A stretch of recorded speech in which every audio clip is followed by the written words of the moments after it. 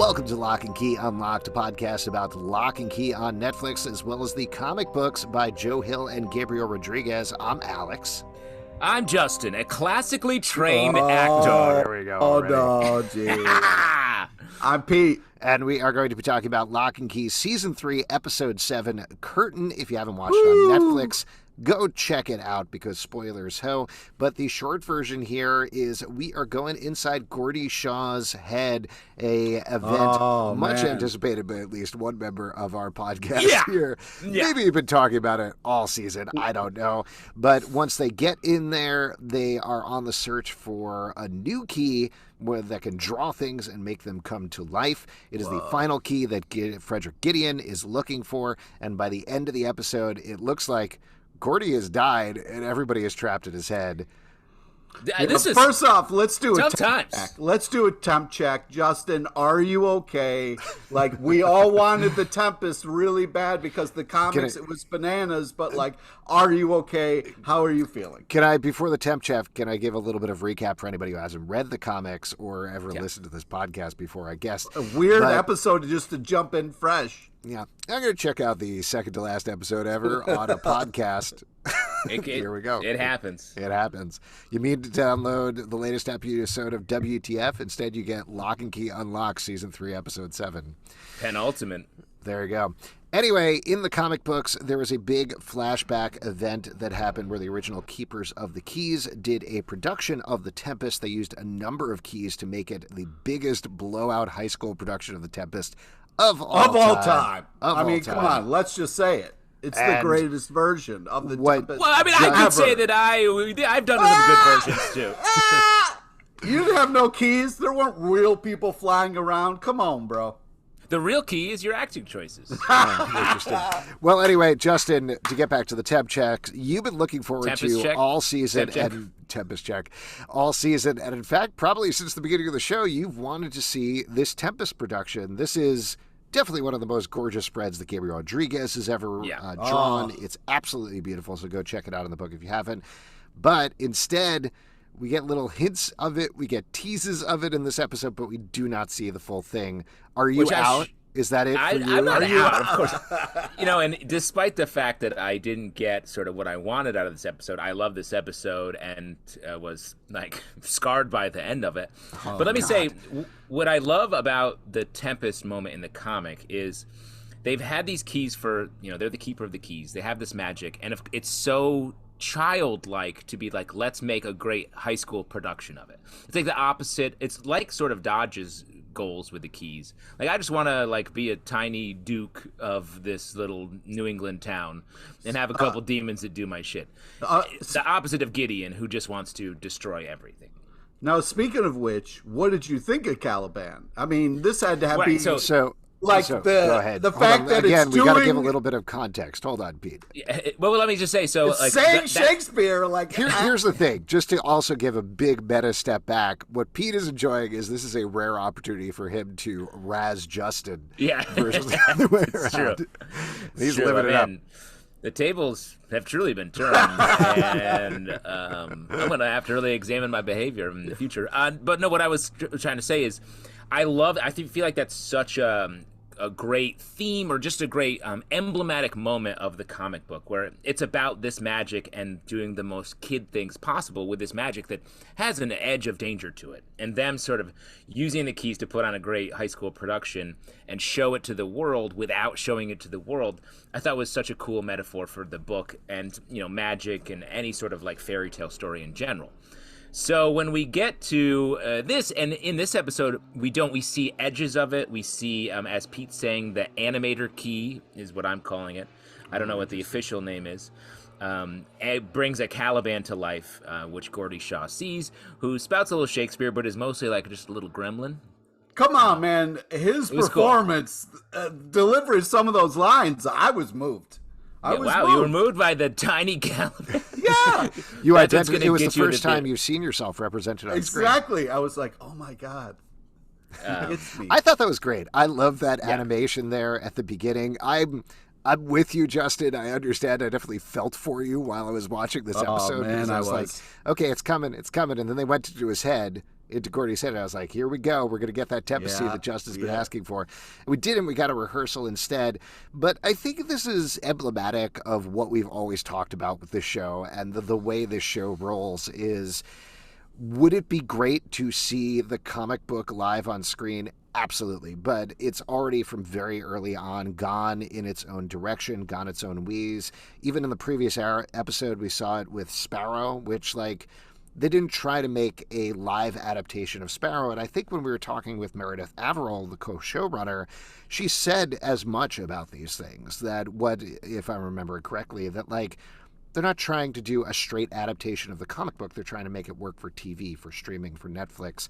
And the way this story rolls out here over the course of this episode, it's about the Lockes, but it's very much about Gordie Shaw, this background character, what it means to be a background character. In okay, all right, wait.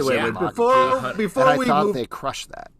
Before we move on, I agree. I completely agree. But before we move on and talk about this very moving, the kid that, like, you know, high school is already crazy enough and, like, dealing with so much. Like, it's a tough time to be a kid, and see Gordie, who we've mentioned a lot, like, have his moment, how heartbreaking it was. I really wanted to go back and just finish talking about Caliban, because the animation on this was not only phenomenal, but the fact that, like, you know, everything we've seen about the dad is like this.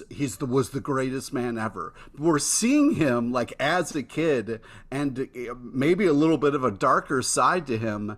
And the fact that, like, there was this little demon for a little while that spouted Shakespeare, and I think maybe one of the most moving renditions of all time. And, like, wow. What an insult to actors everywhere. Well, whatever. But, like, I thought his delivery and the chaos really said something about it. But anyways, can I just interrupt real quick? I would say that Caliban is a classically trained monster. Okay, all right. I was in class with that Caliban monster for a while, and he's got some good moves. He gives me hope. His Two Gentlemen of Verona is fantastic. You know, if he can do it, then it gives me hope for me understanding it eventually. But I just think it's one of those things where not only was it magical and kind of, like, revealed so much about things, but it was also, like, such a moment of chaos that foreshadowed, like, how insane this episode was going to be and how ill-equipped they are with these keys. I love the choice. I thought whoever designed Caliban, like, made it just, like, it wasn't, like, the scariest thing you ever seen, but, like, I was just really impressed with the design of it, and makes me you know, even appreciate the comics anymore because of the attention to detail that we got in the comics. The attention to detail that Caliban here was phenomenal. Yeah. And very much like in the Tempest, the play, Caliban is, like, sort of a monster, but also sort of a human. He's a character that you are meant to feel sorry for and identify with. He's the son of a witch. It didn't really move like this, but it struck me as, like, one of those Ray Harryhausen things from Clash of the Titans and whatever. Titans. Yeah, it definitely felt like that, sort of just running around. So I agree. I love that. I was really impressed with the CGI there, particularly because it seems like they rely a lot, laudably, on more practical effects. Like, the thing towards the end, maybe it was just layering of the different frames. Maybe it was something they did in post. But that last shot of, what is it? It's Kinsey, Tyler, and Ellie are trapped inside Gordie's mind, and it's just images of him flashing by in a circle. So cool. So effective and so simple. Well, and that's what I wanted to say about sort of not seeing the Tempest. I think the actual production of it, which is about sort of Rendell. And this episode wasn't about him. We've we've done a lot of time, spent a lot of time doing episodes and learning about Rendell. We have the episode where it focused on Nina dealing with seeing her back when she was an alcoholic, which was about Rendell sort of being the steadfast parent and being supportive of her. And so this episode wasn't about him at all. It was about Gordie. It was about all of the side characters in all of our stories and them finding their moment. His moment sucks. God, come so on. sad. He didn't deserve to die. There was no reason. He's Well, pushed we don't around. know if he's dead. Come on, man. Sure. We're in a magical show that can do a lot of things, so let's come on. Absolutely. Gordie's got to live, man. So wait, actually, I have a question about that because I was a little confused with the action given that there were two Gordies lying on the floor. Exactly. So is the one with the key in the house or is the one without the key? Where are the two Gordies right now? I think the ambulance has got the fake Gordie. Okay. And then Rufus has got the real Gordie. That's what I think as well, because obviously I thought for sure we were going to see the Gordie in the ambulance vanish when the Gordie in the garage died. And maybe we will see that next episode since we were left in such a cliffhanger. But I guess they get new ambulance people. It depends on the shift because I missed the old ambulance team. Yeah, for the season 1. I don't know if you saw this in the credits, but one of the paramedics co-wrote this episode, actually. Yeah. Oh, wow. Wow. Well, I'll tell you what. I mean, while we're jumping around and just generally talking about the episode here, when I saw that title card, that credit card flash up by the end, that this episode... we had to put in our credit card at the end? Yeah, no, we flashed Pete LePage's credit card at the end of the episode if anybody wanted the information. Every 5 minutes, man, Netflix is charging out the Gabriel Rodriguez called me, and he was just like, hey, man, I just need your credit card, and you get to be on the show. And I was like, all right. Me, Gabriel Rodriguez, artist of Locke Key, give me your credit card. Wow. He's a little bit more, he's got a younger kind of bounce. I think he was doing an impression of someone stealing from you. Yes. I was not doing an impression. Everybody knows my Gabriel Rodriguez impression is pristine, but I won't do it here. What I did want to say, though, is so this episode was co-written by Carlton Hughes, who's one of the co-showrunners, and Joe Hill. And in particular, when I saw Joe's name, it really crisped in for me about this episode. Like, oh, of course. There's probably been a question that he's had for years or gotten for years of, hey, what happens if you die? What happens if the person whose head you're in dies? What is the result? And so it's just like this very simple, not to give him all the credit here because obviously it's a team and whatever, but that feels to be like a very Joe Hill idea of like answering the simple question in the most gut-wrenching emotional way possible. So however it was executed, I think they nailed it there. Wait, I just wanted to see if I understand this. So you watched this episode and then saw when the curtain disappeared, you were like, oh, of course. The question that we've all been wondering is if you're in somebody's head and they die, what happens to you? That was the first thing you thought of? No, but that's how Joe writes this stuff, right? Like he questions what is going on. He asks very simple things. And if there is like a simple question that you can answer in a really emotional way, he digs into it. That's true of Locke and Key. That's true of his short stories, his novels, everything. They always start in these very pitch-friendly places where it's like, oh, I get what that's about. That's good. And then it just puts the characters through the ringer in a gut-wrenching way. Well, and let me sort of adding on to that and talking about the Tempest of it all, it felt like, especially seeing Joe's involvement here, it felt like they took something which was a big theatrical presentation of the original Keepers of the Keys and Rendell's vision for putting on a great production of a Shakespeare show and put that on Gordie. So we got to see a character who was left out of the original theatrical production. We got to see his huge theatrical production that is always happening inside of his head. And we got to experience that. That was the Tempest for this episode. And we literally saw the Tempest as he's dying, and the characters are inside his brain, and everything's swirling. It's just like when Prospero is feeling that in the original play. So I think they took something that was very straightforward. So we did get to see the Tempest. That's my point. I think we saw something that was very straightforward in the comics, and they said, like, you know what? We can raise this a notch. We can use this in a different way, so we're not just telling the story again. This show's coming out right after The Sandman on Netflix comes out, which I think is a show where they're really very faithfully translating the comic for a lot of it. And honestly, I prefer a little bit of a take on it. I prefer this, even though I missed something that I thought I was going to see. I like that they brought the Tempest to a new place that I would not have expected. So I really like this episode. I agree with you. And I think this is what I was getting towards earlier in terms of like representing the thing on screen. Whether it works or not, taking chances, figuring out what you think, you being creators think works for TV. That's great. Lean into the medium that you're doing the thing for. And I mean, speaking about mediums and like pivoting off that a little bit, the stuff inside Gordie's head was so well executed and so well directed. I loved the theatricality of like the lights coming on and off. It, you know, so to keep comparing TV shows, I don't know if you guys watched Euphoria, but the last 2 episodes of the season of Euphoria did a similar thing where it was like a stage show but telling the story of the show and backstory.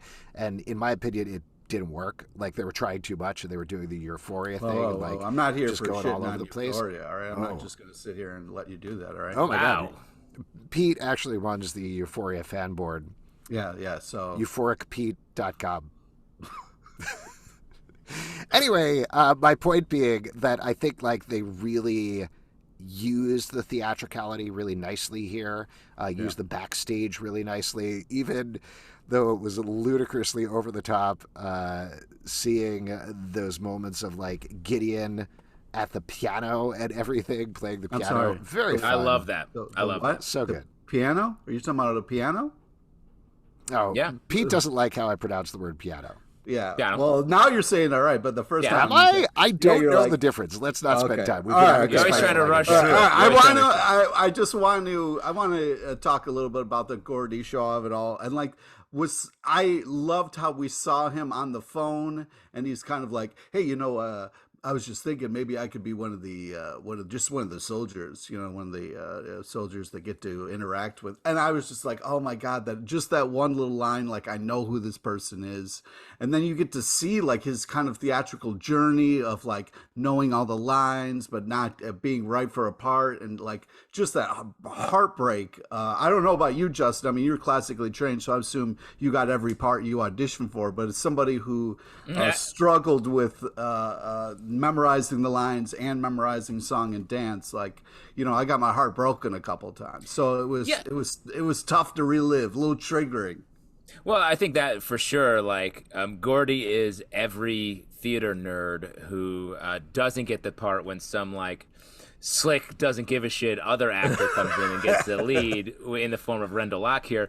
But, like, I think you were meant to follow his love of theater, despite the fact that he doesn't get to participate in his memory in high school. He dedicates his life to it. We get some flashes of him opening the Matheson Theater. Yeah, which is cool. He found a successful life in the theater, and he seemed happy and had a nice like house. Nice house, yeah, for sure. We got to see him fall in love at one point. We see him surprisingly. We see him come out at one point, and then with someone else that he seems to be in love with. So we did get to see his life. We saw this quote unquote side character's life, which is his line from the beginning, like, someday I'm going to matter. One of these days I'm going to matter to you. Yeah, huge line. And I think there's a great comment on life there. Like, he does matter, but it's in the worst way possible, when really the rest of his life mattered. And he had a nice life that he gets to, you know, that flashes in front of his eyes, and Kinsey's and these other people's lives who aren't meant to be there. And we get to see it as well. He was a baller too. Like the fact that this guy breaks into his house and then he just grabs like a statue or something, is like, I'm not afraid of you, and goes at him. Like, that was a baller move. Like, all right, dude, let's do this. Like, I was impressed with Gordie. Well, I think he's like, I'm not a side character. I'm not going to let you come in my home. I'm going to be a hero here. And it's a bummer that he just gets stabbed and presumably... we don't know. We don't know. Well, there's a lot else that was going on in this episode as well that we should probably talk through.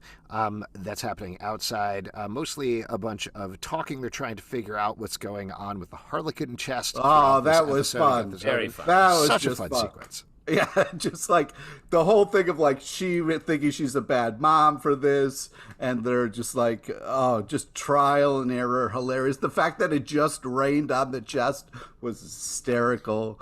Yeah, a lot of jokes. Yeah, for this side story. Also, we got to see the car, which was great when they went outside, so that was exciting. Tyler's car is still there. Well, I think that's appropriate, right? All the stuff that's happening with Gordie is very adventurous and it's very big, like a lot of this episode, but it also is leading up to this emotional climax that, like we've been talking about, is heartbreaking. So on the other side, you have not to slight Gordie, but almost the more important thing that's happening is them trying to protect and get into the Harlequin Chest. Wow, look at you siding the side character. Wow. How dare you, Alex? Wow. Wow. Saved #saved. They're Gordie. not going to get into that. Jess, there's But no my way. point is that it provided a nice bit of levity for something that, for the overall plot of the season, is probably one of the most important things that they're doing. And all of those moments there, Nina and Bode's frustration about it, super, super fun. Also, the talk about like medium Josh and Bode being right. Like, listen, we can't just trust this guy. He was after the black door. Like, that's suspicious. And Mom being like, yo, listen, I'm all in. And I'm glad that Bodie's a little like, hey, let's puff our brakes, Mom. Maybe think a little bit, Honestly, that was very concerning to me. Bode is the truth teller. He's the man. He's the kid who says what's up. Yep. The fact that he was like, "Can we trust Josh?" at this late date in the season and series, really got me a little worried that Hot Josh is a little too hot to handle here. You think Hot Josh is going to become not Josh? Yeah. I think we could get that definitely gave me pause. An episode where we don't really see Hot Josh or not Josh. What's going to happen here at the end? Team not Josh. It made me think that either, because for the season I felt like they're actually a match and we're going to end the series with them being together. It made me think, like, is Josh going to do something rash? Hot rash? We're going to get a hot rash situation? Don't do that. Don't. Oh, no? Not that? No, Not Josh, no. not Josh Hot Rash? No. No, this is bad. Is he going to Not sacrifice Josh Hot Rash Lockjaw. Stop it. Stop. Gin Chowder. We have a lot of catchphrases on this show. Yeah, this is a little preview, actually. The last episode of our show is just going to be a half hour of us spouting nonsense. I got bad news for you, Alex. It's been that for a long time. It's been that for a while. Yeah. But my point is, like, it made me question whether they're going to sort of end up together. Is Josh going to do something rash, sacrifice himself to try to prove that he's a hero so that that Bode can really trust him? Like, there's just a lot. It casts into doubt the future of Hot Josh. Yeah. I want to throw something out at you guys that I was thinking about in the episode. Why don't they run sooner? Once they get the key, why didn't they just start running to get out of there instead of like taking their That's time? a good question. Another good question is, why do they even get the key? Just leave Gideon in the head. But I won't get into that. My bigger question is about the hiding place where we get this flashback. Well, not flashback because they see it in the head, in Gordie's head, but of Ellie hiding the key in Prospero's cloak in the pocket there. And then Aaron is like, no, that's a bad hiding space. I'm going to hide it, and as we find out later, in a piano key where anybody can find it. I feel like the first hiding place was better. Well, yes, I definitely agree with you there. But, like, so we're in Gordie's head, Sure. and they're like, we can't put it in that coat. We have to put it in the piano, which is like 10 feet away, in someone's brain. I was like, I think anything. Yeah, it's all good. Just throw it on the floor. You're fine. But let me say, exactly. I think the point being, Prospero's coat is where Rendell would look for it, and they're hiding it from Rendell. In the piano, he wouldn't look. Because Rendell's like, well, we don't know, but you're assuming that Rendell's playing Prospero. Anybody else impressed that Gideon can play the piano so well? Was it nobody else thrown by that? I thought that was great. That I thought it was Phantom of great. the I Opera waffled. moment There was like, where I was like, what? yeah, there was a moment where I had the reaction like, hold on, and then I loved it, and it didn't matter. Yeah. Well, let me just say, like, in an episode where it's all about the side character, what a come up for Gideon in this episode from start Dude, to having finish. fun, hanging his head out the window, just feeling the breeze. I was like, now I get it. He's a shaggy dog. Of course he doesn't care about his hair. He's an animal. He wants to drive fast and stick his head out the window like any country dog. I thought that was hilarious. And in a moment where he goes from being threatening to goofy as hell, and then Ellie, he threatens her with a knife, go faster.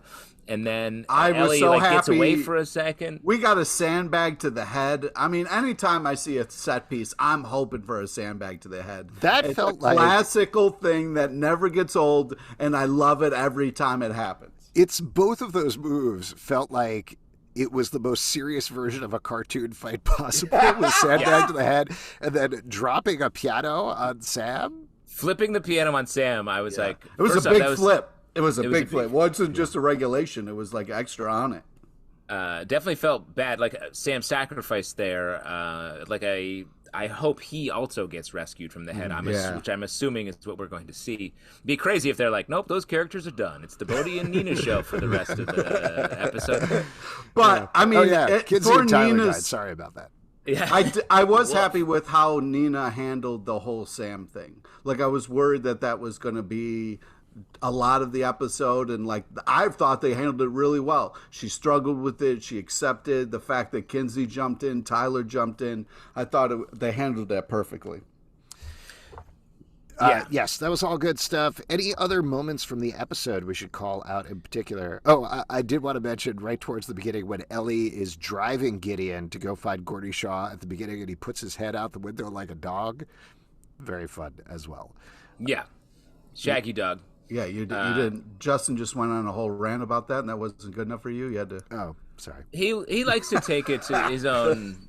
He's doing his own interpretation. It's like when many different characters, people play a different role. I agree. That was Alex's take on Shaggy Dog. Mine was a shaggier Shaggy Dog. I was distracted by the piano and I missed it. I'm sorry. Stop! That's definitely what I thought. Stop saying that word. You're killing me every time you say it. Okay, so we got to talk about Rufus too. Like at the end there, it was heartbreaking. I really didn't want him to call the cops. You guys are dealing with magical keys. The cops aren't going to understand. You can't bring him in this late in the game. But he does it to try to save Gordie Shaw's life, which is respectful. You got to respect Rufus for that.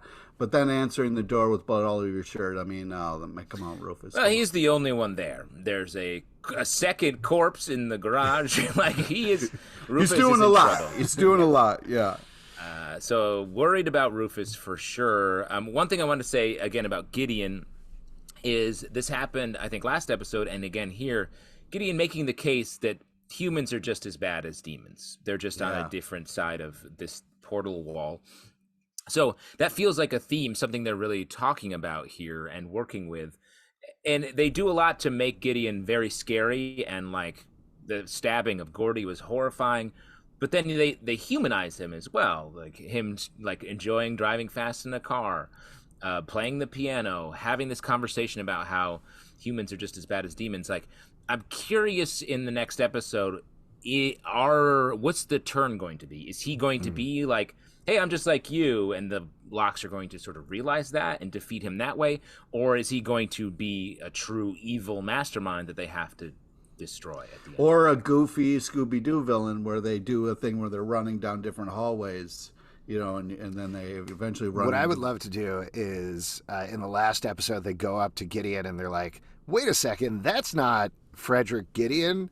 That's Old Man Dodge. And they go to take his face off, but it's just like his face, and they'd slowly peel his skin off, and there's just muscle and bone under there. That would be cool. Also, sorry, just before I forget, I wanted to mention one of my absolute favorite parts of the episode is when Gideon is in the car. All right. Look at you. Look, you're giddy. You're giddy. You're laughing at that. You're funny. I'll tell you one thing I'm not going to miss is that bone noise, that bone crunching noise of every time a key goes in the back of a neck. It is brutal. Mm-hmm. I agree with that, yes. Yeah. So, any other moments we want to mention from the episode? I think we covered a good chunk of it here. I thought it was hilarious when Bode said, well, this is going to be harder than I thought. Mm-hmm. Great stuff.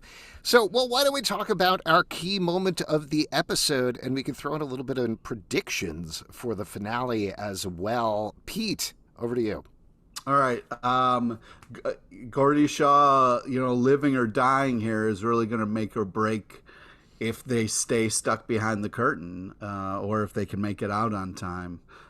Even if they bring them back to life for a couple seconds and the curtain appears and they jump out, kind of like do a kind of a action dive out of it. But Gordie's head explodes.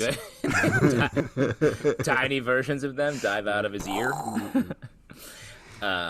That's good. I mean, I think that is definitely key moment or cliffhanger is right where we. It's hard to talk about anything else. There is one other thing I want to say.